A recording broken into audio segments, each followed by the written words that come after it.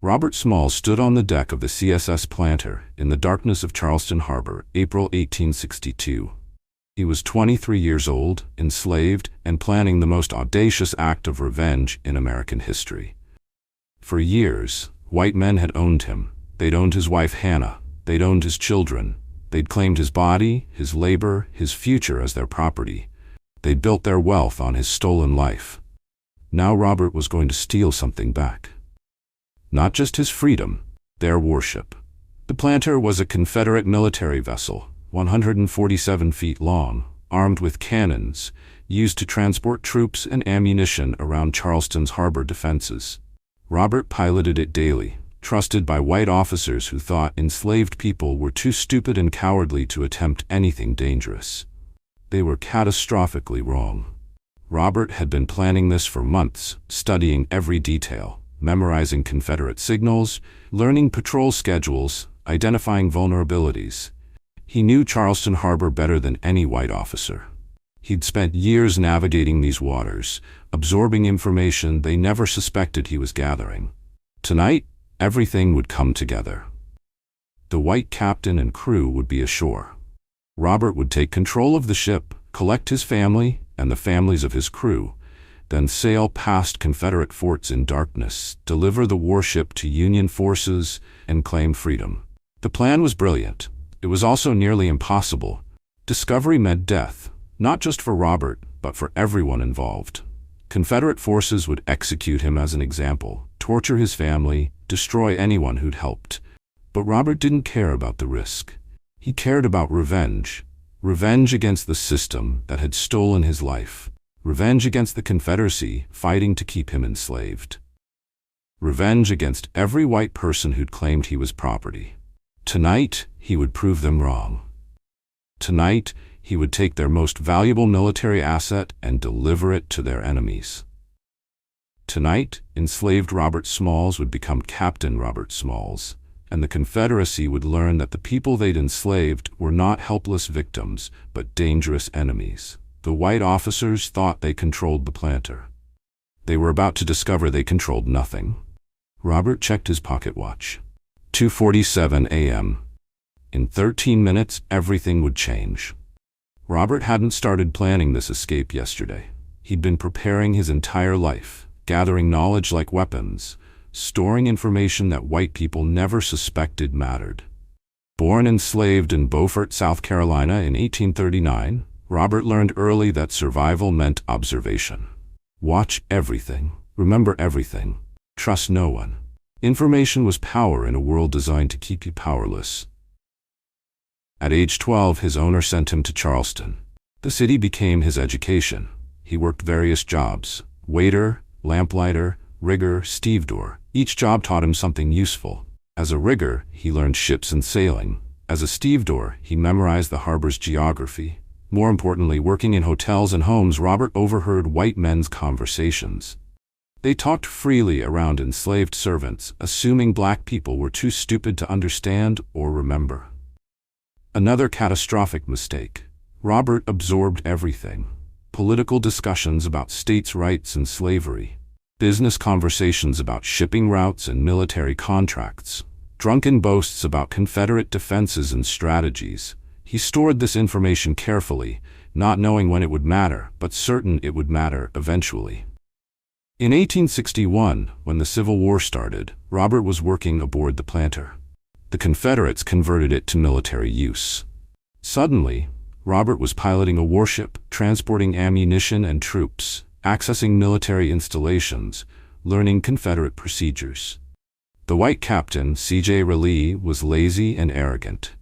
He taught Robert advanced piloting because he preferred relaxing while an enslaved man did the actual work. He never considered that he was training someone who would use those skills against him. Robert learned Confederate signal codes, the specific whistle patterns used to pass forts safely. He memorized artillery positions at Fort Sumter, Fort Johnson, Castle Pinckney. He noted which guards were alert and which were lazy. He also studied Captain Raleigh's mannerisms, how he stood, how he wore his distinctive straw hat, how he waved to Confederate sentries. These details would be crucial. In darkness, from a distance, Robert could impersonate the captain. By April 1862, Robert knew more about Charleston's defenses than most Confederate officers. He'd turned his enslavement into an intelligence-gathering operation. Now he would weaponize that knowledge against his oppressors. Robert couldn't execute this plan alone. He needed a crew, men he could trust absolutely, men willing to risk death for freedom, men who understood that tonight was their only chance. He recruited carefully. 8 enslaved men who worked aboard the Planter, men with families they wanted to free, men whose hatred of slavery burned as hot as his own. There was Alfred Gourdine, the ship's engineer. Strong, intelligent, mechanically skilled. If anything went wrong with the engine during escape, Alfred would fix it. There was Abraham Jackson, who worked the deck. Quick-thinking, brave, reliable under pressure. Abraham would help navigate and manage the ship's movement. There was Samuel Chisholm, John Small, Abraham Alston, William Morrison, Gabriel Turneau, and David Jones. Each man brought skills. Each man had everything to lose and everything to gain. Robert met with them secretly, late at night in hidden corners of Charleston where Confederate patrols rarely went. He outlined the plan carefully, emphasizing the risks. "We will probably die," he told them honestly. "The Confederates will hunt us. Their forts will fire on us. Union forces might sink us thinking we're attacking. The chances of success are small.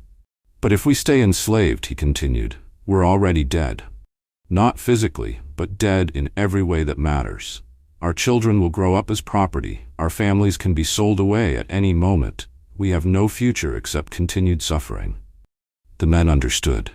They'd all lived this horror. They all knew that attempting escape was dangerous, but staying enslaved was worse. "I'm in," said Alfred. "I'd rather die free than live as property." One by one, the others agreed. They would risk everything for one chance at freedom.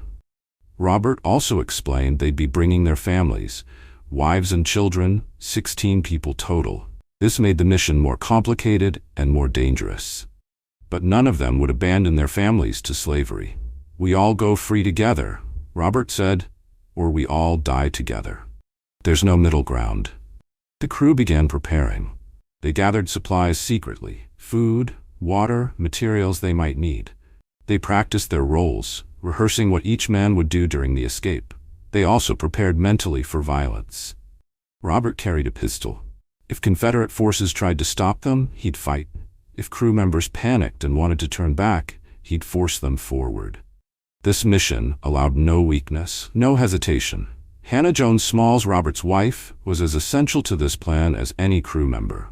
Without her courage, the escape would fail. Robert told Hannah the plan weeks before execution. They sat in their small cabin late at night, speaking in whispers, knowing discovery would mean death. "I'm going to steal the Planter," Robert said simply.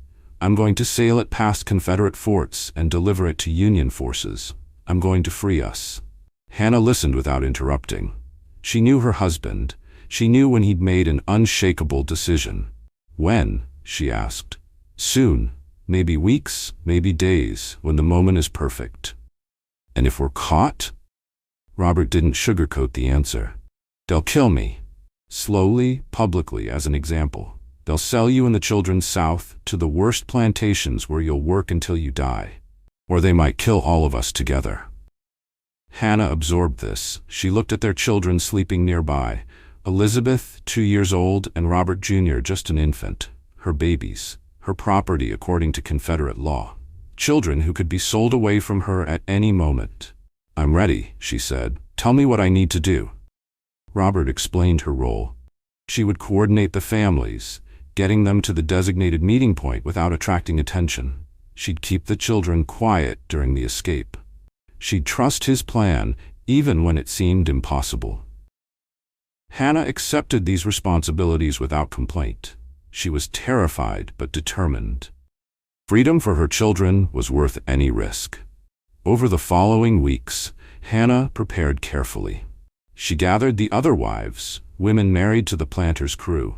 She explained the plan, swore them to secrecy, coordinated their movements.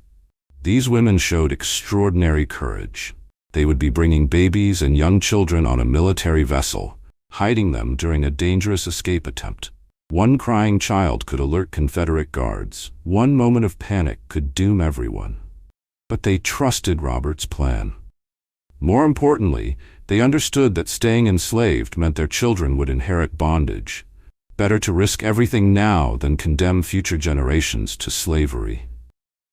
On the night of May 12, 1862, Hannah would lead the families to the hiding spot near Southern Wharf. She'd keep everyone calm and quiet. She'd get them aboard the planter without detection. Then she'd trust her husband to do the impossible, sail past Confederate defenses in a stolen warship, and deliver them all to freedom. The night arrived, May 12, 1862. Robert's heart pounded as he watched Captain Relia and the two white crew members leave the planter, heading ashore for their usual night of leisure. Confederate military regulations prohibited leaving vessels unguarded, especially warships. But Relia and his men felt entitled to do as they pleased. They were white. The enslaved crew wouldn't dare cause problems. Their arrogance would cost them everything. Robert waited until the white men were gone, swallowed by Charleston's darkness. Then he turned to his crew. "Gentlemen," he said quietly, "tonight we take our freedom. Tonight we stop being property and become men. Are you ready?" 8 faces looked back at him, fear and determination mixed together. They were ready. "Alfred, start the engine. Keep it quiet as possible. Abraham, prepare to cast off. The rest of you, positions." The crew moved efficiently, each man knowing his role. The planter's engine rumbled to life, a sound that could attract attention if anyone was listening carefully. But Robert had timed this for 2 a.m. when Confederate guards were least alert, when the city slept. First task, collect the families. Hannah and the other women were hiding near the wharf with their children. Robert steered the planter close to their position, using the darkness as cover. Shadows moved in the night, women carrying babies, children holding mothers' hands, terrified but silent. They came aboard quickly, Hannah first, then the others. 16 people total now crammed onto a vessel designed for military cargo. Robert's children were there, Elizabeth and Robert Jr., his babies. If this plan failed, he'd be responsible for their deaths. The weight of that responsibility could have crushed him. Instead, it made him focus. He wouldn't fail. He couldn't fail. Too much depended on perfect execution. He put on Captain Relia's straw hat and coat. In darkness from a distance, he'd hopefully resemble the white captain. This disguise was crucial for passing Confederate checkpoints. Hannah came to him briefly. "I love you," she whispered. "I love you too. Stay below deck with the children. Don't come up no matter what you hear." She nodded and disappeared below with the other families. Robert checked his watch. 3 a.m. Time to move. He signaled Alfred. The planter's engine increased power. The ship began moving away from Southern Wharf, sliding into Charleston Harbor's darkness. There was no turning back now. They were committed. Freedom or death. Nothing in between. The planter moved slowly through Charleston Harbor. Robert piloted carefully, maintaining the calm demeanor of a routine Confederate military operation. His hands were steady on the wheel, even as his heart raced. Confederate sentries watched from the wharf. Robert waved casually, just as Captain Relia would. The sentries waved back. Nothing suspicious? Just the planter on normal military business. Robert exhaled slowly. First test passed. But the real challenges lay ahead. Charleston Harbor was a maze of fortifications. Fort Johnson, Fort Sumter, Castle Pinckney, Morris Island batteries, each one armed with artillery capable of sinking the planter with a single volley. Each one manned by Confederate soldiers watching for anything unusual. Robert had to pass them all. In darkness, impersonating a white captain, carrying stolen property, both the ship and his own family. Fort Johnson appeared ahead, its artillery silhouetted against the night sky. This was the first major checkpoint. Confederate gunners monitored every vessel passing through the harbor. One wrong signal would bring cannon fire. Robert pulled the whistle cord, sounding the Confederate pass signal. 3 short blasts, 1 long. The pattern he'd memorized from watching Captain Relia countless times. Long seconds passed. Robert maintained his position on deck, wearing Relia's distinctive hat, standing in Relia's characteristic posture. From the fort in darkness he'd hopefully appear to be the white captain. A signal lamp flashed from Fort Johnson. Permission granted. The planter could proceed. Robert wanted to celebrate but couldn't. More checkpoints remained. Each one was a death trap. Each one could end everything. Below deck, the families huddled in silence. The children had been given paregoric, a mild sedative to keep them quiet. The women held them close, praying silently. They could hear the ship moving, feel the engine's vibration, but saw nothing. They could only trust Robert's skill. Abraham Jackson stood nearby, ready to follow any order. "Fort Sumter next," he whispered. "I know," Robert replied. "That's the dangerous one." Fort Sumter was where the Civil War had begun, where Confederate forces had fired on Union troops in April 1861, starting the conflict. It was heavily armed, professionally commanded, always alert. Fooling Fort Sumter would require perfect performance. Robert adjusted Captain Relia's hat, checked his posture, prepared for the most dangerous test of his life. The fort loomed ahead, dark and massive, its guns pointed toward the harbor entrance. Robert could see sentries moving on the walls. One suspicious guard could doom them all. Fort Sumter rose from Charleston Harbor like a stone monster, bristling with cannons, designed to destroy any unauthorized vessel attempting to pass. Robert steered the planter directly toward it, maintaining steady speed, projecting confidence he didn't feel. Everything depended on appearing routine, unremarkable, authorized. He pulled the whistle cord again. The Confederate pass signal echoed across dark water.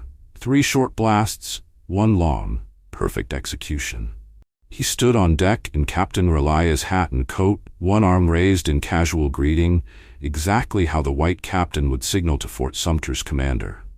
On the fort's walls, Confederate sentries watched through the darkness. They saw what they expected to see, the familiar silhouette of the planter, the correct signal, the captain's distinctive hat clearly visible. Robert held his breath. This was the moment. If Fort Sumter's commander demanded closer inspection, if any sentry noticed something wrong, those cannons would fire. The planter would be obliterated. Everyone aboard would die. Seconds stretched into eternity. Robert maintained his casual pose, appearing calm while his mind screamed with tension. A signal lamp flashed from Fort Sumter. Permission to pass. Robert kept his expression neutral, though relief flooded through him. He waved acknowledgement and steered the planter forward, past Fort Sumter's deadly guns. Below deck, Hannah heard the exchange of signals. She held Elizabeth and Robert Jr. close, whispering prayers. They were past the most dangerous checkpoint. But they weren't safe yet. Robert increased speed slightly. Dawn was approaching. Once daylight revealed his deception, every Confederate fort would open fire. Speed was now essential. Morris Island's batteries appeared ahead. More Confederate artillery covering the harbor entrance. Robert sounded the pass signal again. Again, Confederate forces accepted his authority and waved him through. They were past the inner defenses.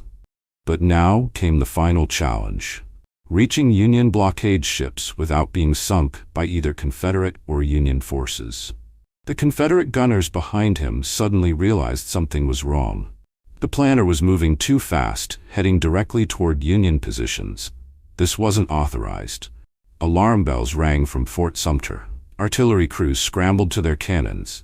But the planter was out of range now, racing toward the Union blockade at maximum speed. Robert hauled down the Confederate flag and raised a white bedsheet, their makeshift surrender flag. He needed Union forces to understand immediately that they were friends, not enemies. "Everyone on deck," he shouted. "Wave! Show them we're not attacking." The crew emerged along with the families. They waved frantically, signaling peaceful intentions. Confederate guns fired behind them, but the shots fell short, splashing harmlessly into the harbor. They were clear of Confederate defenses. Now they just needed the Union Navy to not kill them. USS Onward spotted the approaching planter at dawn. Commander Frederick Nichols saw a Confederate military vessel racing toward his position, flying a white flag. His first instinct was suspicion.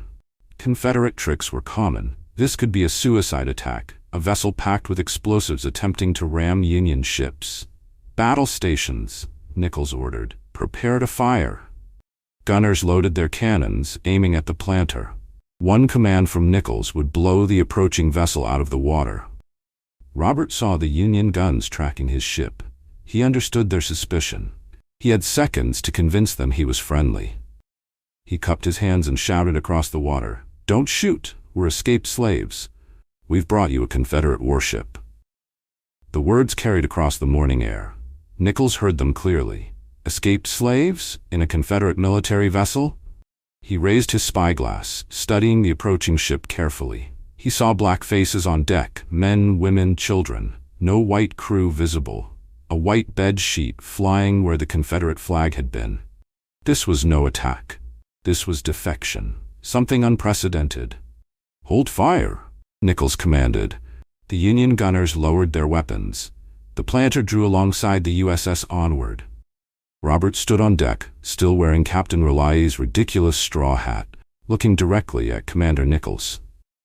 "Good morning, sir," Robert called out. "I've brought you some of the old United States guns, sir." He gestured to the artillery the planter was carrying, Confederate weapons originally captured from Union forces. The irony was perfect. Robert was returning stolen U.S. property along with delivering a Confederate warship.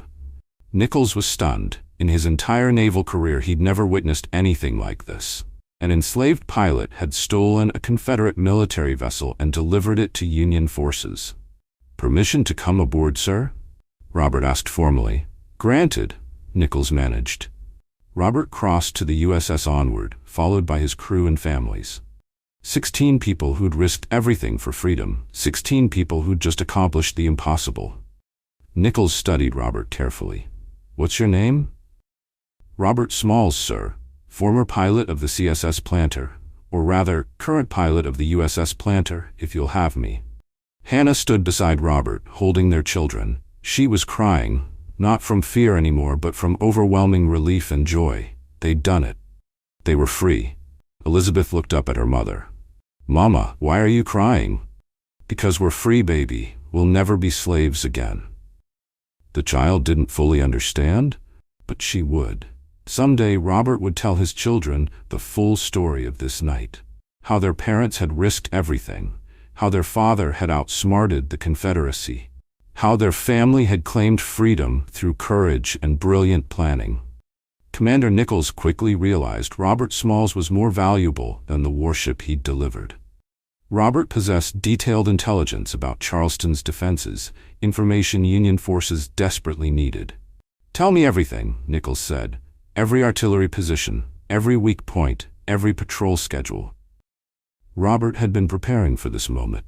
He'd memorized years of observations. Now he shared everything. "Fort Sumter has 47 cannons positioned as follows."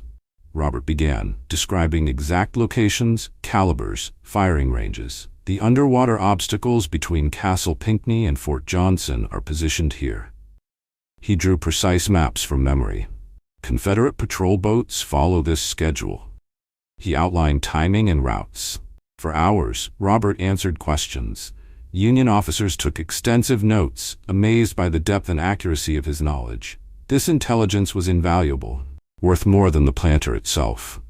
Robert also provided Confederate signal codes, passwords, and communication procedures. Union forces could now potentially impersonate Confederate vessels, infiltrate their positions, deceive their defenses. "How did you learn all this?" one officer asked, astonished. "By being enslaved," Robert replied. "White men talked freely around me, assuming I was too stupid to understand. They taught me to pilot their warship, never suspecting I'd use that knowledge against them. Their racism was their greatest weakness." The officers understood. The Confederacy's fundamental belief in black inferiority had created a massive intelligence failure. They'd given Robert access to everything, never imagining he was smart enough to weaponize that information. News of Robert's escape spread rapidly. Within days, Northern newspapers published the story extensively. Here was proof that enslaved people were intelligent, courageous, capable, fully human in every way.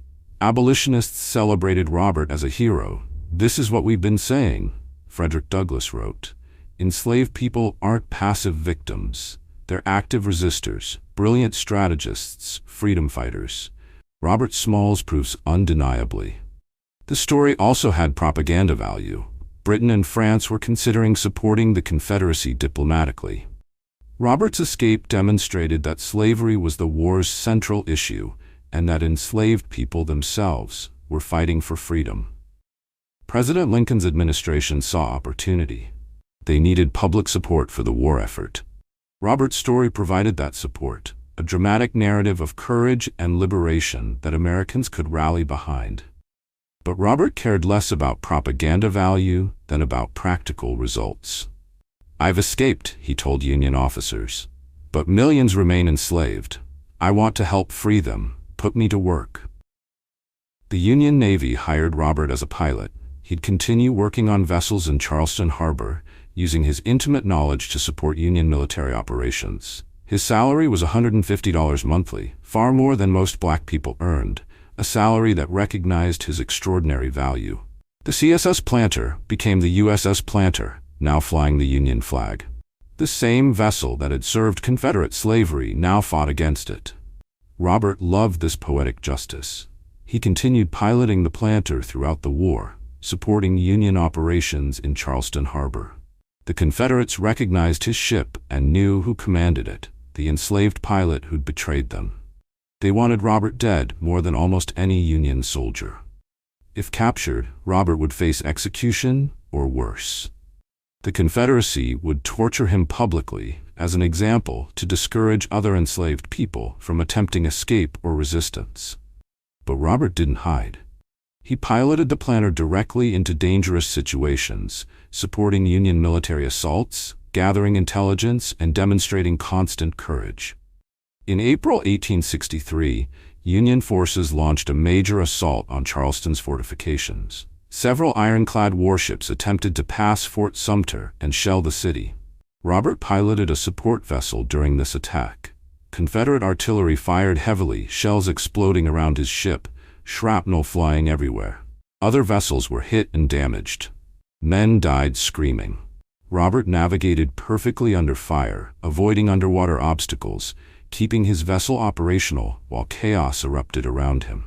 His crew later said they'd never seen anyone so calm under such intense combat. The assault failed. Confederate defenses were stronger than anticipated. But Robert's performance was exemplary. Union officers praised his skill and courage. Later in 1863, Robert achieved another milestone. The Planter's white captain was removed for drunkenness. Robert was appointed captain, the first black captain of a U.S. military vessel. This appointment was revolutionary. In an America where black people couldn't vote in most states, couldn't testify in court against whites, faced discrimination everywhere. Robert commanded a military warship, with white crew members serving under his authority. Some white sailors resented taking orders from a black captain. Robert handled this with dignity and competence. He proved himself through excellent seamanship and military effectiveness.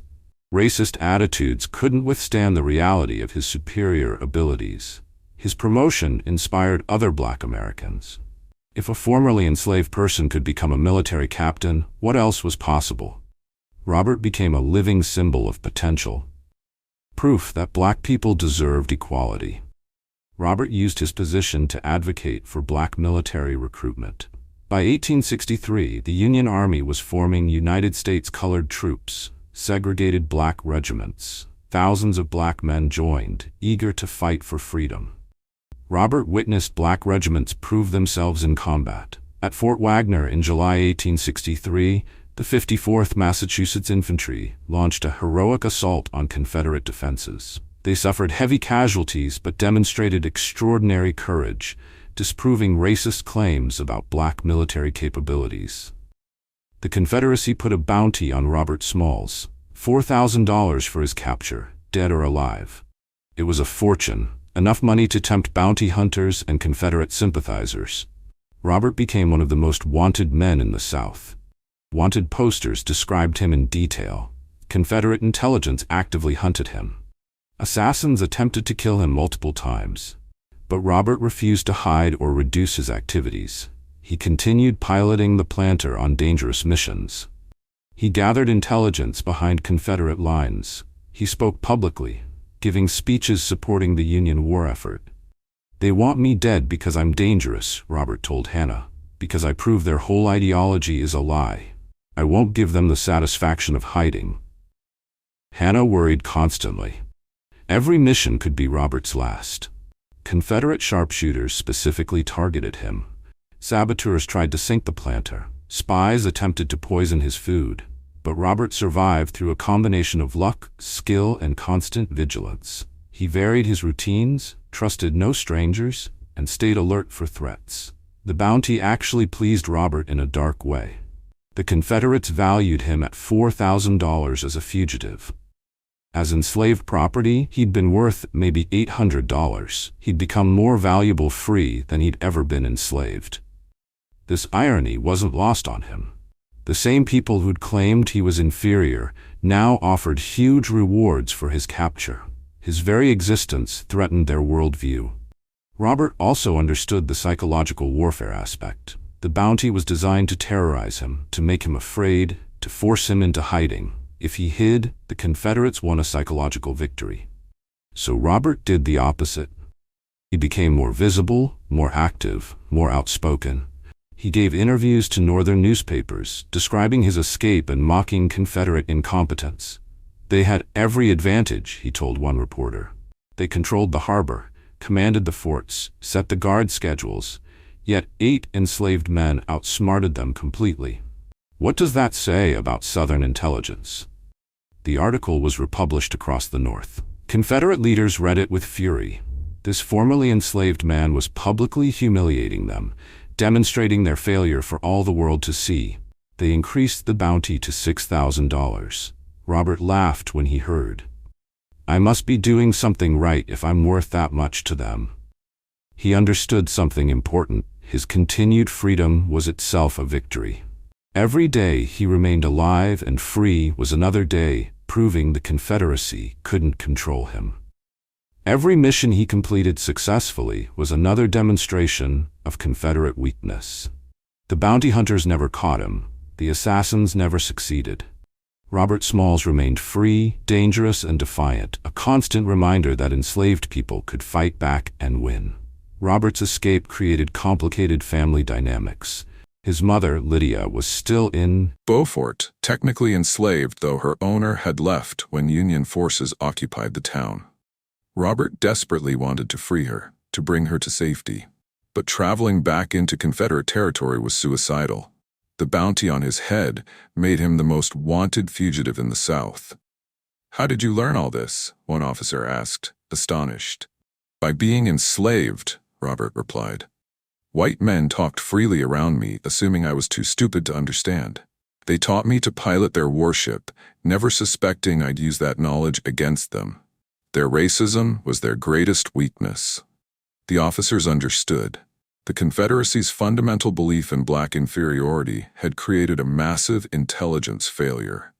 They'd given Robert access to everything, never imagining he was smart enough to weaponize that information. News of Robert's escape spread rapidly. Within days, Northern newspapers published the story extensively. Here was proof that enslaved people were intelligent, courageous, capable, fully human in every way. Abolitionists celebrated Robert as a hero. "This is what we've been saying," Frederick Douglass wrote. "Enslaved people aren't passive victims. They're active resistors, brilliant strategists, freedom fighters. Robert Smalls proves this undeniably." The story also had propaganda value. Britain and France were considering supporting the Confederacy diplomatically. Robert's escape demonstrated that slavery was the war's central issue, and that enslaved people themselves were fighting for freedom. President Lincoln's administration saw opportunity. They needed public support for the war effort. Robert's story provided that support, a dramatic narrative of courage and liberation that Americans could rally behind. But Robert cared less about propaganda value than about practical results. "I've escaped," he told Union officers. "But millions remain enslaved. I want to help free them. Put me to work."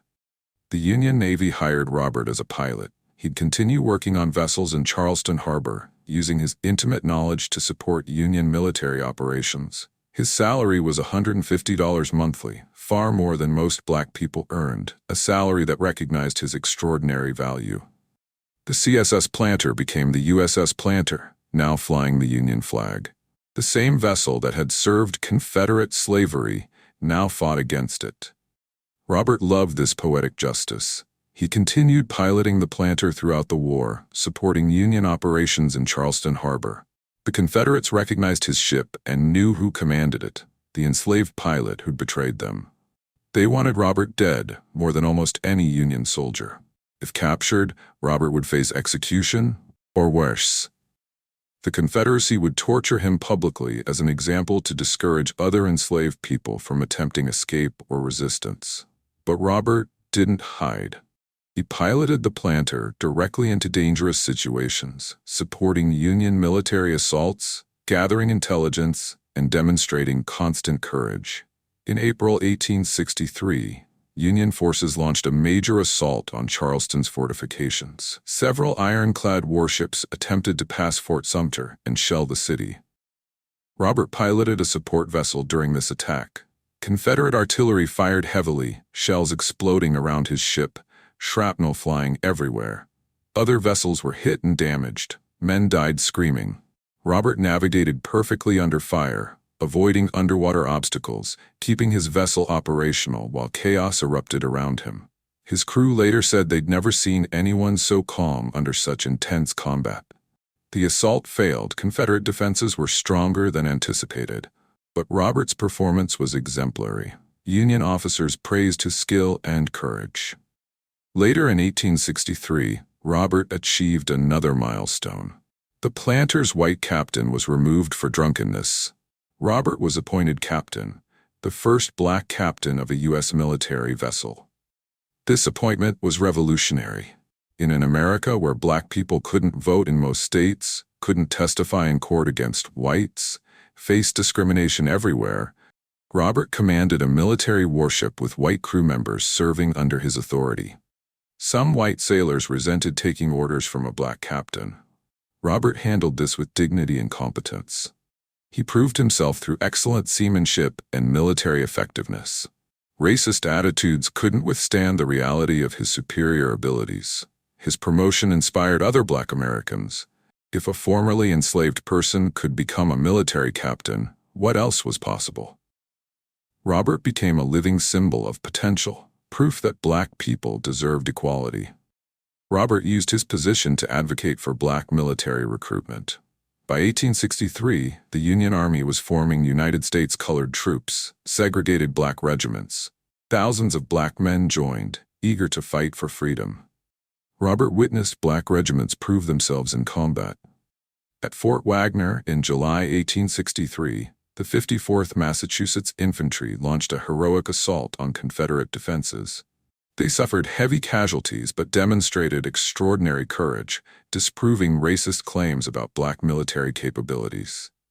The Confederacy put a bounty on Robert Smalls, $4,000 for his capture, dead or alive.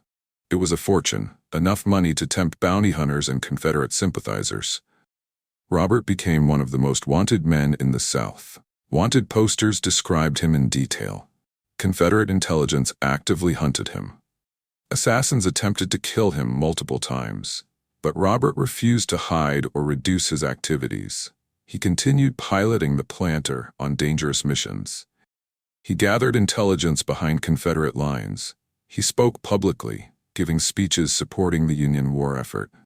"They want me dead because I'm dangerous," Robert told Hannah. "Because I prove their whole ideology is a lie. I won't give them the satisfaction of hiding." Hannah worried constantly. Every mission could be Robert's last. Confederate sharpshooters specifically targeted him. Saboteurs tried to sink the Planter. Spies attempted to poison his food. But Robert survived through a combination of luck, skill, and constant vigilance. He varied his routines, trusted no strangers, and stayed alert for threats. The bounty actually pleased Robert in a dark way. The Confederates valued him at $4,000 as a fugitive. As enslaved property, he'd been worth maybe $800, he'd become more valuable free than he'd ever been enslaved. This irony wasn't lost on him. The same people who'd claimed he was inferior now offered huge rewards for his capture. His very existence threatened their worldview. Robert also understood the psychological warfare aspect. The bounty was designed to terrorize him, to make him afraid, to force him into hiding. If he hid, the Confederates won a psychological victory. So Robert did the opposite. He became more visible, more active, more outspoken. He gave interviews to Northern newspapers, describing his escape and mocking Confederate incompetence. They had every advantage, he told one reporter. They controlled the harbor, commanded the forts, set the guard schedules. Yet 8 enslaved men outsmarted them completely. What does that say about Southern intelligence? The article was republished across the North. Confederate leaders read it with fury. This formerly enslaved man was publicly humiliating them, demonstrating their failure for all the world to see. They increased the bounty to $6,000. Robert laughed when he heard, "I must be doing something right if I'm worth that much to them." He understood something important. His continued freedom was itself a victory. Every day he remained alive and free was another day proving the Confederacy couldn't control him. Every mission he completed successfully was another demonstration of Confederate weakness. The bounty hunters never caught him. The assassins never succeeded. Robert Smalls remained free, dangerous, and defiant, a constant reminder that enslaved people could fight back and win. Robert's escape created complicated family dynamics. His mother, Lydia, was still in Beaufort, technically enslaved, though her owner had left when Union forces occupied the town. Robert desperately wanted to free her, to bring her to safety. But traveling back into Confederate territory was suicidal. The bounty on his head made him the most wanted fugitive in the South. Still, Robert couldn't abandon his mother. In late 1862, he used his influence with Union military authorities to arrange her evacuation.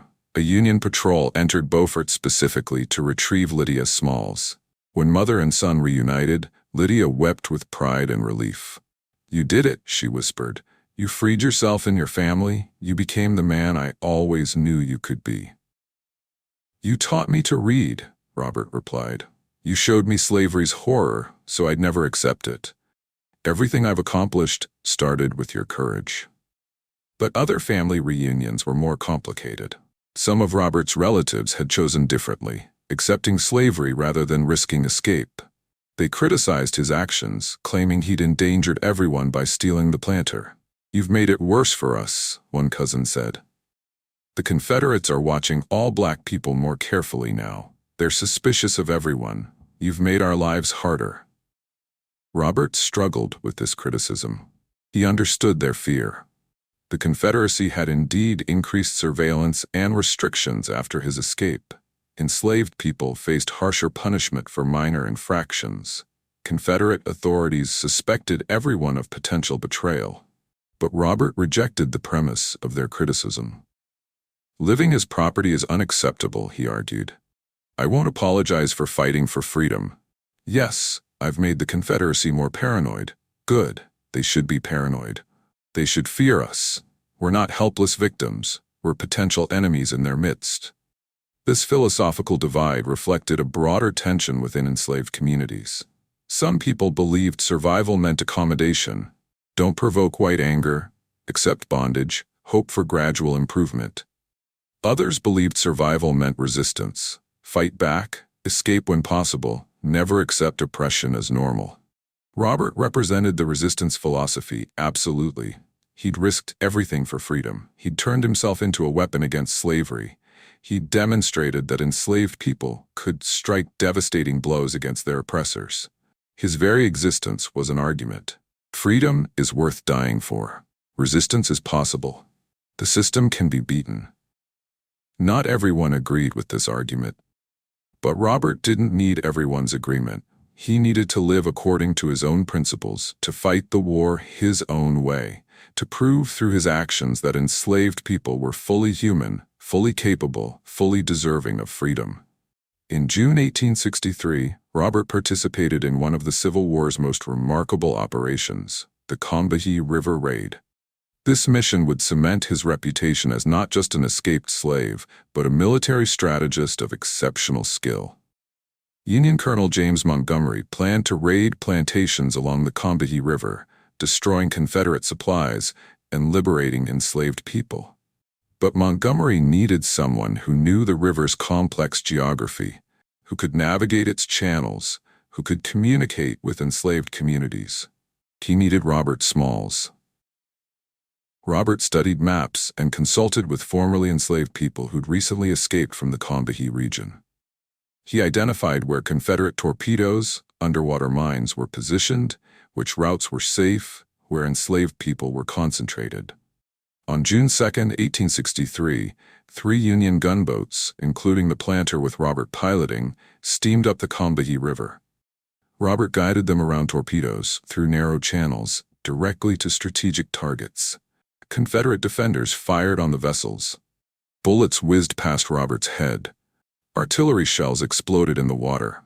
But Robert remained calm, navigating perfectly, bringing the gunboats to their objectives. At each plantation, Union soldiers raided while Robert signaled to enslaved people using coded messages. Hundreds of enslaved people had been waiting for this moment, preparing for liberation. They ran toward the gunboats, carrying children, abandoning plantations, fleeing toward freedom. Confederate owners tried to stop them. Some fired weapons. Others threatened punishment. But the enslaved people ignored them, running desperately toward the Union vessels. Robert watched with satisfaction. This was vengeance, not just for himself, but for everyone who'd suffered under slavery. Every person liberated was a blow against the system. Every plantation raided was a victory against oppression. The gunboats destroyed Confederate infrastructure, rice mills, supply depots, buildings used to support the war effort. Millions of dollars in Confederate assets went up in flames. More importantly, the raid freed over 700 enslaved people in a single operation. They crowded onto the gunboats, crying with relief and joy. Many had lived their entire lives enslaved. Now suddenly, impossibly, they were free. Robert stood on the Planter's deck as the vessels retreated down the Combahee River, loaded with freed people. He later described the scene. "I never saw such a sight. We laughed and sang. Some of the women had twins hanging around their necks. It appears I can still see them." This wasn't underground railroad work, sneaking small groups through darkness. This was military liberation. Hundreds freed simultaneously in a daylight operation. Robert had evolved from escaped slave to Union military leader, commanding operations that struck devastating blows against the Confederacy. After the Combahee River Raid, Robert's reputation grew across the North. Newspapers published accounts of his military service. Abolitionists celebrated him as a hero. Political leaders praised his courage, but recognition came with complications. Robert wanted to be judged on merit, not race. He wanted his military service acknowledged the same way any white officers would be. Instead, he was often treated as a curiosity, the brave Negro pilot, who'd accomplished something surprising for one of his race. Even compliments contained racist assumptions. Robert pushed back against this condescension. "I'm not brave for a black man," he'd say. "I'm brave, period. My race is irrelevant to my capabilities." He also fought for proper compensation. White Union officers received higher pay and better benefits than black service members. Robert argued this was unjust. He'd risked his life repeatedly, provided crucial intelligence, commanded military operations successfully. He deserved equal pay. The arguments were often ignored. Union military leadership, though fighting against slavery, still harbored racist attitudes. They'd accepted black soldiers and pilots, but resisted treating them as equals. Robert persisted anyway. He filed formal complaints. He wrote letters to military authorities. He gave interviews to northern newspapers highlighting the disparity. He made himself an annoying problem that couldn't be ignored. Gradually, grudgingly, some improvements occurred. Black soldiers eventually received equal pay, though it took congressional action. Robert's own compensation increased in recognition of his extraordinary service, but full equality remained distant. Robert understood this fight would continue long after the war ended. Legal slavery might be abolished, but racial prejudice was deeply embedded in American culture. Still, he demonstrated something crucial. Black people could achieve anything if given opportunity. His very existence challenged racist ideology. Every successful mission proved Confederate claims about black inferiority were lies. The Confederacy had insisted black people needed white supervision, couldn't think strategically, couldn't command respect. Robert had stolen their warship, become a military captain, and led successful combat operations. Reality contradicted their ideology completely. This was Robert's revenge in its purest form, not just escaping slavery, but disproving the entire racist philosophy that justified it. Every day he lived free was evidence against white supremacy. Every achievement was another nail in slavery's coffin. The Confederates wanted him dead, not just because he'd escaped, but because he was dangerous. Dangerous to their worldview, dangerous to their system, dangerous to everything they claimed to believe. And Robert intended to remain dangerous until slavery was destroyed completely. On April 9, 1865, Robert E. Lee surrendered to Ulysses S. Grant at Appomattox Courthouse. The Civil War was over. The Confederacy was defeated. Slavery was destroyed. Robert Smalls was 26 years old. He'd gone from enslaved pilot to Union war hero. The system that had claimed to own him was dead. The 13th Amendment, ratified in December 1865, officially abolished slavery throughout the United States. 4 million people were suddenly legally free. Robert attended celebrations in Charleston, the city where he'd been enslaved, where he'd stolen the planter, where he'd started his journey to freedom. Now he returned as a free man, a war hero, a symbol of black achievement. He stood on the deck of the planter in Charleston Harbor, looking at Fort Sumter, where the war had begun. That fort had nearly killed him the night he escaped. Now it flew the United States flag, a symbol of Union victory. Hannah stood beside him, holding their children. "We did it," she whispered. "We're truly free." "We did it," Robert agreed. "But the real work starts now.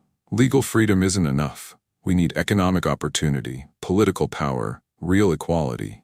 He was right to be cautious. The war had ended slavery legally, but it hadn't ended racism or guaranteed equality. Southern white people who'd supported the Confederacy remained hostile to black freedom. They'd find new ways to oppress, new systems to replace slavery. But Robert had hope.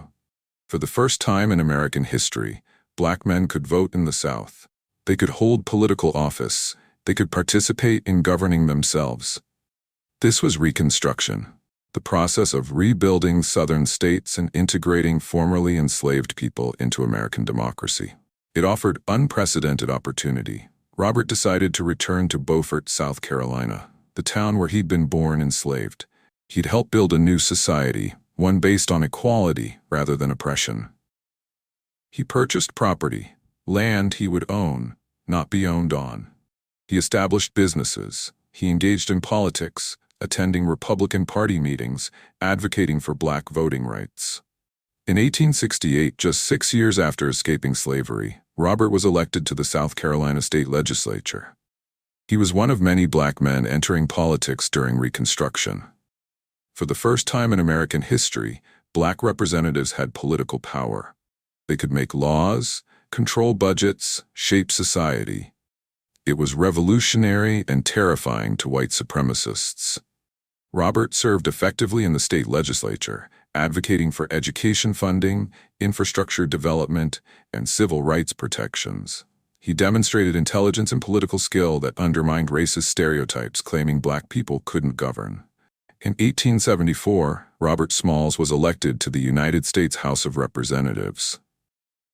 He became one of the first black congressmen in American history, representing South Carolina's 5th District. His election was extraordinary. Less than 12 years earlier, he'd been enslaved property. Now he served in Congress, making laws for the nation that had once claimed to own him. Robert's revenge was complete. The system that had enslaved him was dead. He now held political power over the very people who'd oppressed him. Former slave owners had to address him as Congressman Smalls. The irony was delicious. But Robert didn't seek revenge through cruelty. He sought justice through law. He introduced legislation to improve education, protect voting rights, support infrastructure development. He used his power to build rather than destroy. He also fought against efforts to roll back Reconstruction gains. White Southerners wanted to restore as much of the old system as possible. They couldn't reinstate slavery legally, but they could create economic and political oppression that functioned similarly. Organizations like the Ku Klux Klan used terrorism to prevent black people from voting. They murdered black political leaders, burned schools, destroyed businesses. They wanted to prove that black political participation led to chaos. Robert spoke against this violence constantly. In Congress, in newspapers, in public speeches, he used every platform to demand federal protection for black citizens. "We fought a war to end slavery," he declared. "We won that war. Now a new form of bondage is being created through violence and intimidation. The federal government must protect its citizens." But Northern white commitment to racial justice was weakening. After a decade of Reconstruction, many white Northerners grew tired of protecting black rights. They wanted sectional reconciliation more than racial equality. In 1877, the federal government abandoned Reconstruction. Federal troops withdrew from the South. Black people were left to face white supremacist violence alone. Robert called this betrayal the crime of the century. Everything achieved through war and constitutional amendments was being surrendered for political convenience. Southern states implemented Jim Crow, laws enforcing racial segregation. They created systems designed to prevent black voting. Literacy tests, poll taxes, grandfather clauses. They built legal discrimination that mimicked slavery in everything but name. Robert fought these developments but couldn't stop them. He was one voice among hundreds in Congress, representing a constituency that white America had decided to abandon. Still, he persisted. He served 5 non-consecutive terms in Congress between 1874 and 1887.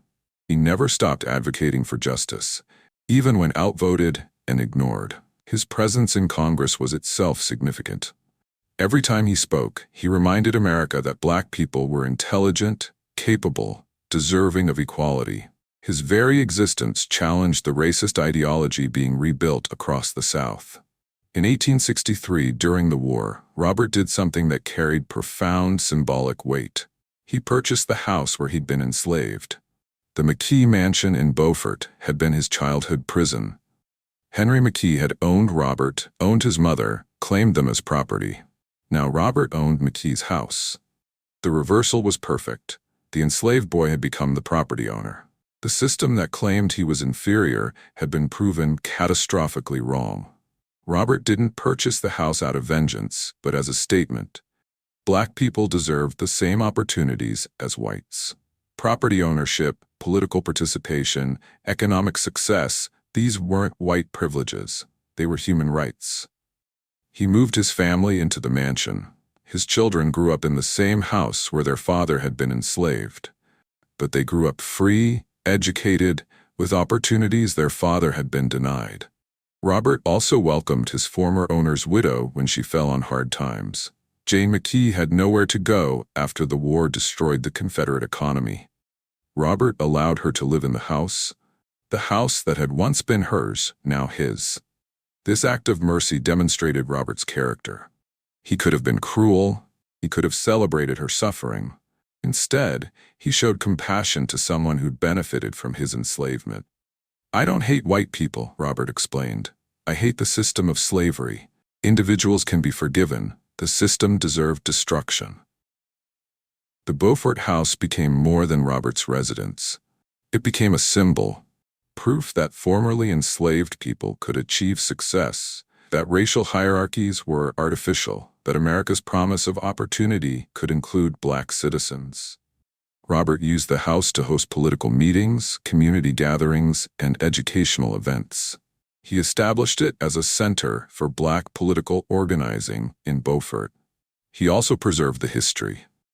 He'd tell visitors about his childhood there, about being enslaved, about witnessing slave auctions, about his mother deliberately showing him slavery's horror.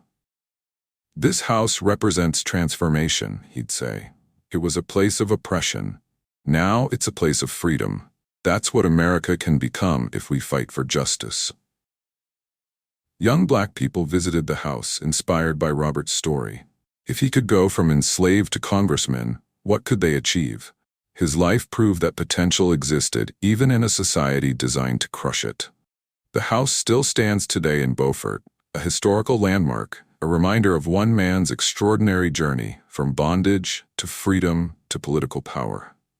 As Reconstruction ended and Jim Crow emerged, Robert watched with frustration as gains were systematically destroyed. Black voting rights were stripped away. Segregation became law. Violence terrorized communities.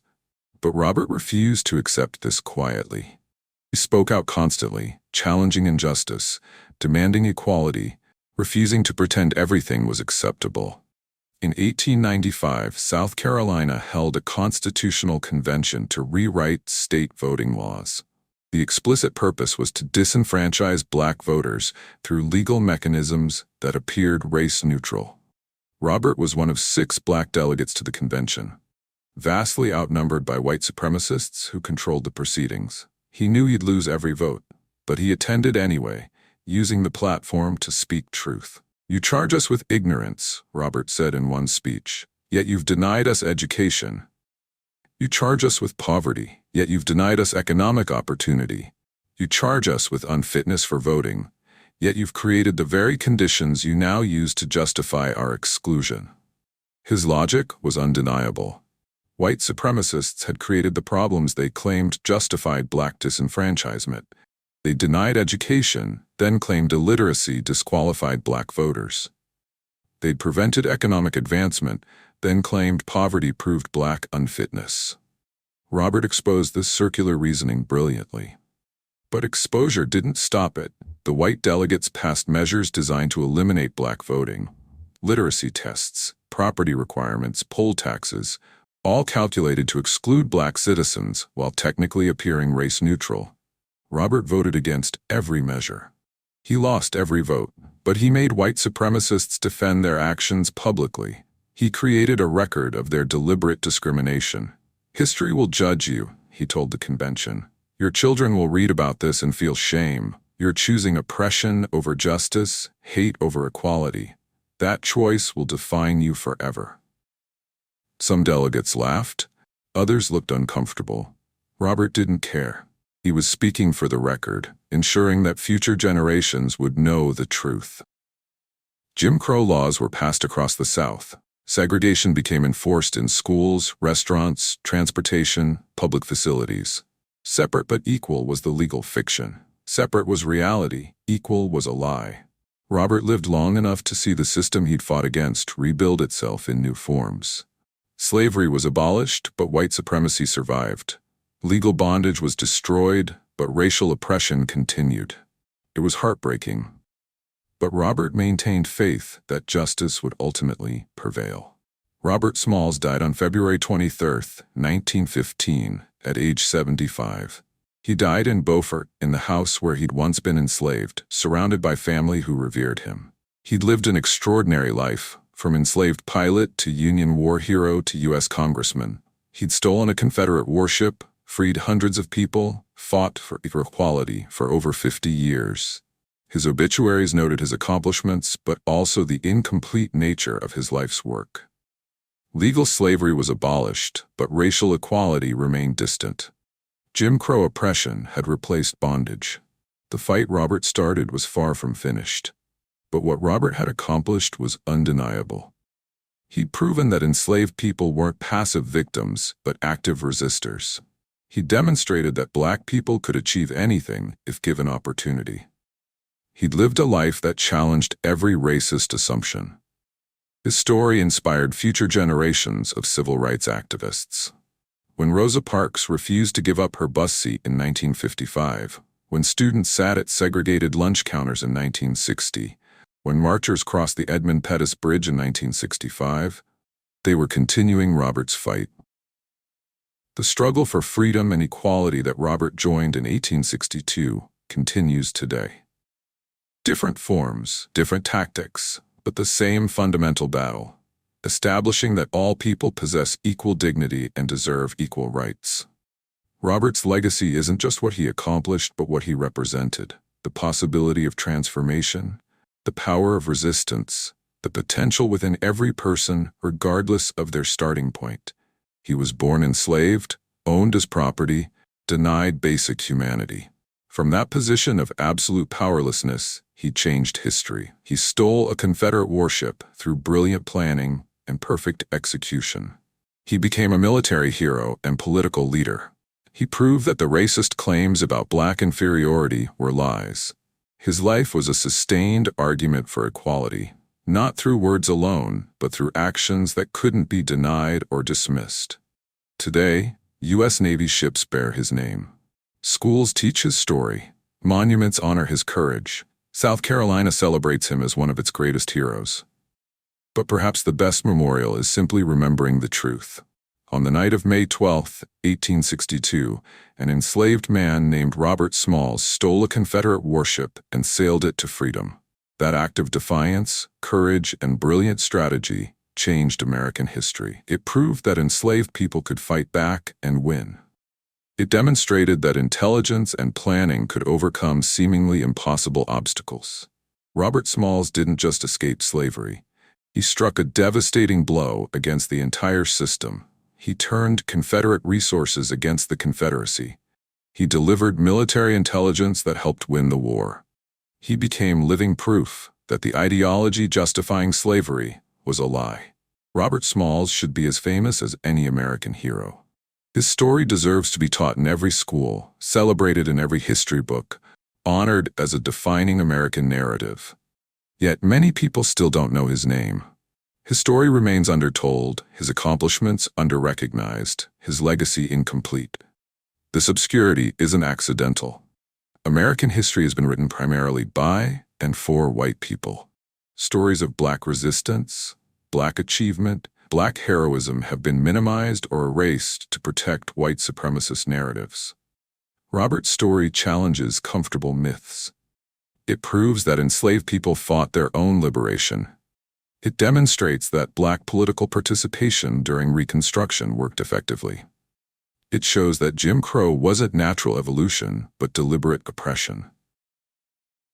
Telling Robert's story accurately requires confronting uncomfortable truths about American racism, past and present. But his story also inspires. It proves that ordinary people can accomplish extraordinary things. It demonstrates that one person's courage can change history. It shows that seemingly impossible obstacles can be overcome through intelligence, planning, and determination. Robert started with nothing. Born enslaved, denied education, owned as property. From that position, he stole a Confederate warship through perfect planning and execution, delivered crucial military intelligence to Union forces, became the first black captain of a U.S. military vessel, served 5 terms in Congress, fought for equality his entire life, proved through his very existence that racist ideology was false. His revenge against slavery was total. He didn't just escape, he turned Confederate resources against them. He didn't just survive, he thrived, achieving political power over the people who'd claimed to own him. He didn't just live free, he freed others and fought to make freedom meaningful. The night Robert Smalls stole the CSS Planter, he didn't just free himself and his family. He struck a blow against slavery that reverberated through history. He proved that enslaved people were fully human, intelligent, courageous, capable of outsmarting their oppressors. That proof couldn't be erased. Confederate leaders could claim black inferiority, but Robert demonstrated the opposite. His story refuted their ideology completely. Remember Robert Smalls. Tell his story. Let it inspire courage, demand justice, and prove that resistance against oppression is possible. The warship he stole is gone, sunk long ago off the Carolina coast. But his legacy remains, a testament to courage, intelligence, and the unbreakable human desire for freedom. On May 12, 1862, an enslaved man looked at a Confederate warship and decided, "That's mine now." And he took it. That's revenge. That's justice. That's Robert Smalls.